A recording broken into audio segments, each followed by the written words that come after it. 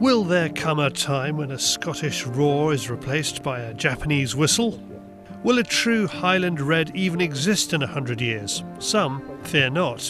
What do we feel about the possibility that the red deer in Scotland become substantially hybridised into some kind of a mongrel deer? Or do we want to try and do something about it before it's too late?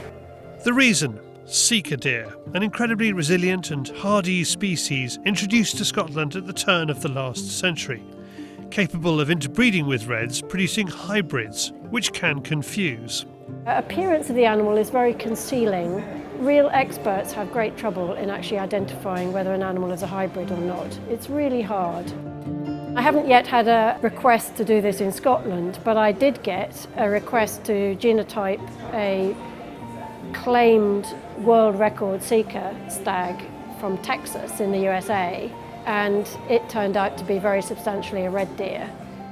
We spoke to Professor Josephine Pemberton from Edinburgh University at the British Deer Society AGM back in 2018. She says the Sika swarm is a pandemic that needs nipping in the bud. You've got a distinct population now in Sutherlandshire that's now spread its way all the way north to almost Dunbaith and Caithness. There's a distinct population on Loch Ness side. Aye, on the back road. And then there's a population on Kintyre that's now spreading all its way north. To explore this further, we join deer expert Niall Rowantree to hunt a red and a Sika on very different days. Do you get them sitting right up on the hill like the red deer? Aye, just in this. You've seen the positive nature of the strokes here. The first is at the end of October. Ardnish is a truly exceptional place to stalk red deer. Neil and Stevie only take a few off here every year. The peninsula is not immune, however, to an advancing Sika population. In the last 5 years, they have shot 3 Sika stags and 5 Sika hinds across the estate. When you go through this experience of coming by a boat and that, you get a feeling of wild and wilderness, when really wilderness it's not, but wild it is.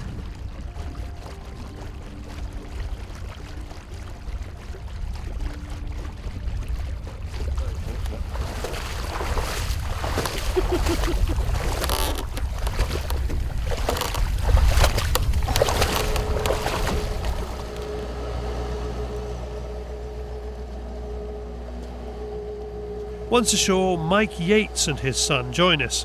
They are guests on the island, and Neil has invited Mike to stalk with us. This is us just starting the hind cull in Ardnish for the season. We completed the stags about 10 days ago, and what we're doing here is we're certainly looking at a group of hinds and just basically talking over what we like to do here. Now the peninsula copes quite comfortably with a population of around 100 adult females, so what we try and do is keep the population at that sort of level, and then selectively take away either poor quality animals, animals that are old, or animals that are in poor condition, could be for other reasons like parasite burdens or that sort of thing. And the great thing on a day like this is we're in good fettle, they're in good fettle. It's a nice sunny day. You can see that her coat's clean, it's got a good colour to it, she's got a good covering on her back, and she's in good spirits. You seem to have picked up some stragglers here. What's going on? These two gentlemen here. Oh, I thought you were talking about straggler deer. Well, I mean, you threw me for a moment. I wouldn't have referred to you as a straggler. A stowaway maybe, but not a straggler. Yeah. No, these are friends of the family that own the estate, and they are coming out and spending today with us, helping us manage the deer. So they enjoy stalking, they eat venison, and it's just a natural progression of coming to the areas to go out and take a hind for the freezer. The weather is stunning here. Unfortunately, a few weeks later, it isn't, and it's touch and go whether we go out at all with Neil's friend Robert. He manages Sika on an estate another hour north of Ardnish. Not really down in here at all. What we're up to here today is Robert's a stalker and deer manager in this part of Scotland, and as part of our programmes of looking at species of deer, we're accompanying Robert today on a Sika stalk, and we're going to see how he does his stalking on Sika here, learn a little bit about the management of Sika in the area, and then we're going to widen it out and talk about Sika in Scotland as a species, them being an alien non-native, and what their management really means, and what's likely to be the case for Sika in the future. The Sika are good at disappearing into cover. The denser, the better. Another non-native supplying that cover is Rhododendron ponticum. David and I have talked about this a lot in the past, because an awful lot of what you and I are having to face, particularly with Sika deer, is that they're described by government as an alien non-native. They're expecting people to eradicate or remove them and to stop them populations expanding. And yet in ancient woodland like this, which is part of the issue, stuff like this, it doesn't seem to get the same political profile. Yeah. SNH are more worried about you shooting Sika stags than cutting down rhododendron. Yeah. And I think to this habitat that's probably a bigger threat. Yeah. Well, that's why they thrive so much, because this is perfect habitat for them, with all the rhoddies. Absolutely. The sunshine means the reds are out and sunning themselves. Neil hits reverse in the gator when he spots a hind, her calf and a yearling enjoying the autumn rays. Weapon's empty, okay.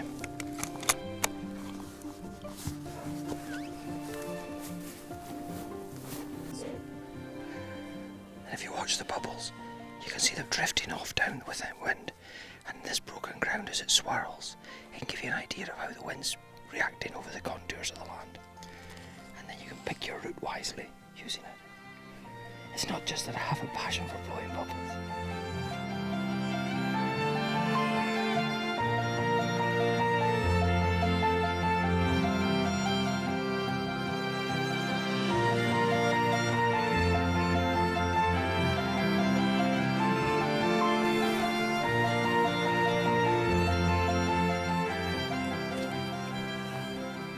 The deer are lying 160 yards in front of you. Okay. There are three. 1, 2, 3. That one. One on the right. The one on the right, the youngster. They're all lying down. I'll have to wait for them to stand. Okay. Stevie, you'll come up the other side here and put the rifle in front of you. The rifle will be laid on top of this knoll. Make sure that we know you've got a clear picture, okay? Nice and slowly as you come up, so she doesn't see the light on your face. Up you go. But if you look, David, you can see that the coat, the physical condition of these deer, compared with the deer you were looking at earlier, is noticeably different. You can see the yearling is quite small. If you look at the hind, you can see the coat's discoloured. Her hips are sticking out. And the calf behind her's got quite a tatty winter coat. But the hind herself is quite small. It's like farming at 150 yards. Are you ready like a coiled spring? I'm saying, are you ready like a coiled spring? Whenever you're ready, sir. That head straighten away first.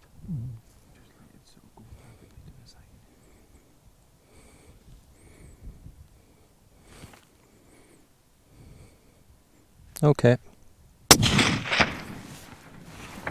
it strike above her? No, I didn't. It's a good shot, right through it. Straight back. Yeah, the blood's pouring straight out. Well done. Excellent shot. Look at that now. Yeah, It's down. Animal's dead as a boot tucket. That ELDX bullet's devastating, isn't it? Unbelievable, isn't it? It's a bullet we've been trying this year. It's the Hornady ELDX bullet. It is utterly devastating. That worked very well. That worked That's very well an indeed. excellent shot, wasn't it? A superb shot. The animal's stone dead.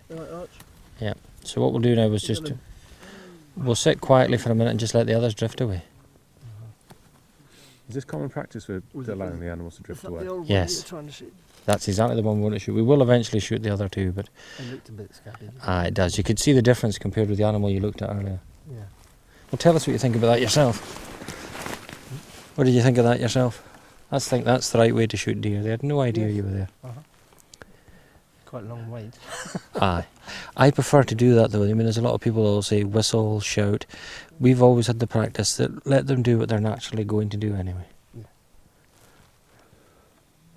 And it means that if you did want to shoot all of them there, okay, you've shot one, but the loudest thing they've heard is the bullet striking the animal. Yeah. And you can see they're stood there, they're quite confused, they don't know what to make of it. And if we lie quietly, they'll just drift away. But from the discussion we had earlier, when you saw the big hind, the calf and the follower stood opposite the lagging, and what you're looking at now, you can see the difference yourself. Seeing it, seeing it through the trees, that's a Sika. Yeah. Between the two, what's your favourite to stalk? What do you find the most challenging? What's the best crack? My favourite out of the two is probably the Sika stags. Interesting. Calling you know, whistling them. Uh-huh. And I've called a few out of cover, but my best results have been when these mature Sika stags have maybe been going away from me, and you think, oh, that's it, they're away. Uh-huh. And then you give it a blast, and then a quieter blast, and you just see the shoulders turn, and they come charging back up to you. Uh-huh. It's amazing. That's good. Unbelievable. That's exciting stuff. Yeah, it's fantastic. I've often found that you take people out stalking, and when a stag roars, particularly in a woodland and it's in the evening, they kind of think that's exciting.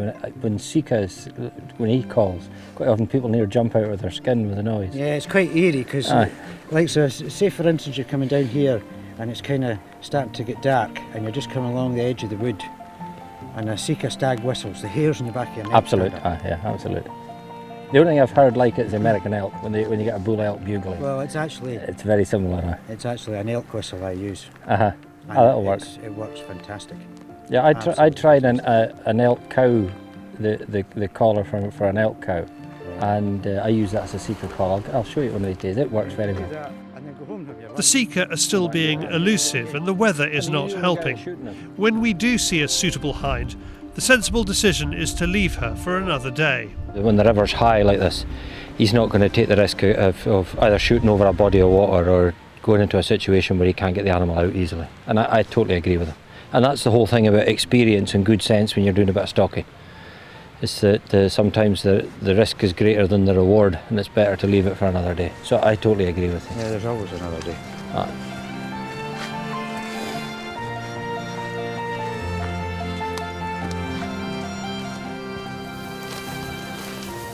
On Ardnish, things have worked out well. We're just looking from a health point of view. Just a ruckle of bones. We took the yearling with as little disturbance as possible. Unfortunately, I'm going to have to defend to a greater audience what you do than we ever did. And I think the difference is that when we were kids, the venison went to the village shop, it went south on the train, and everybody was part of the process at a local level. And Kathy and David and I have been talking about this the last couple of days, that there are a number of issues. There's a lack of understanding, there's a disconnect, and there's an element of dislike without comprehension of the importance of what you do. I mean, the difference there is that we surgically removed one animal from the herd. There's limited disturbance and the rest of the deer around about.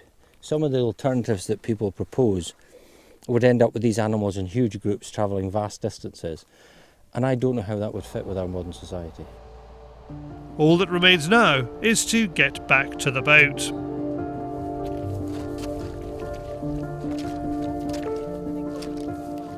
Two different hunts, two different deer, and a real danger that if, like the rhododendron, its spread goes unchecked, it will change the Scottish landscape forever.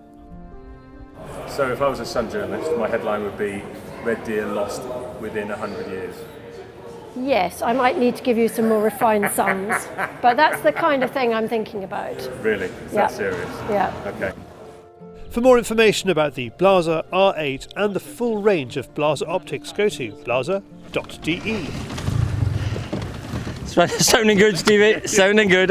I'll just keep rowing.